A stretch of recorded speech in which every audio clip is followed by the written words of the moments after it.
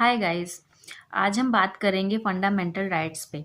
Indian constitution ICA, Indian constitution act, Bharat का संविधान। एक भारत के संविधान को एक एडवोकेट हो या एक सामान्य नागरिक हो, हमारे देश के सामान्य नागरिक को फंडामेंटल राइट्स यानी मौलिक अधिकार जानना बहुत ही महत्वपूर्ण होता है, बहुत ही ज़रूरी होता है।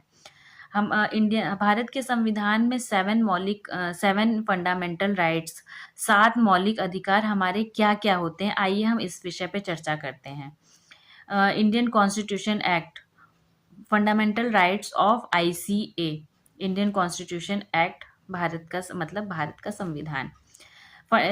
मौलिक अधिकार, जिसमें 7 मौलिक अधिकार होते हैं, जिसमें से फर्स्ट है समानता का अधिकार।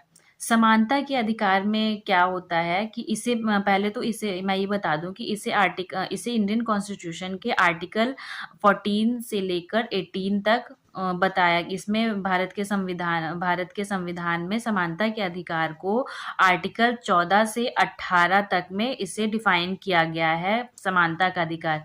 इसमें ये बताया जाता है समानता के अधिकार में भी किसी भी धर्म, जाति या लिंग के प्रति हमें भेदभाव नहीं किया जाता है। सभी व्यक्तियों को एक समान देखा जाता है। सभी व्यक्तियों के लिए एक समान लॉज होने चाहिए। सभी व्यक्तियों के लिए एक समान, चाहे वो शिक्षा हो, चाहे वो हॉस्पिटल की हो, चाहे वो किसी भी क्षेत्र में, हमें हमें भेदभाव नहीं करना चाहिए। सभी नागरिकों के प्रति हमें एक समान सा व्यवहार करना चाहिए। ये हो गया समानता का अधिकार। अगर इस फंडामेंटल राइट का हनन होता है, अगर इस फंडामेंटल राइट्स का हनन होता है, तो हम इसके विरुद्ध किसी भी न्यायालय में जाके आवाज उठा सकते हैं। सेकंड है स्वतंत्रता का अधिकार। इंडियन कॉन्स्टिट्यूशन एक्ट में स्वतंत्रता के अधिकार को 19 से 22 मतलब 19 से 22 तक में डिफाइन किया गया है। स्वतंत्रता के अधिकार को, स्वतंत्रता के अधिकार में क्या बताया गया है, आइए हम इस पे चर्चा करते हैं कि स्वतंत्रता का अधिकार होता क्या है। स्वतंत्रता के अधिकार में हमें ये बताया जाता है कि हम किसी भी व्यक्ति को फ्रीडम की पूरी आज़ादी होती है। वो मतलब कोई भी व्यक्ति किसी भी स्थान पर अपनी मर्जी से आ जा सकता है। किसी भी स्थान पर जाने से उसे रोका नहीं जा सकता है। अगर उसकी आज़ादी का हनन होता है, तो हम इसके विरुद्ध आवाज़ उठा सकते हैं। ये हो गया स्वतंत्रता का अधिकार।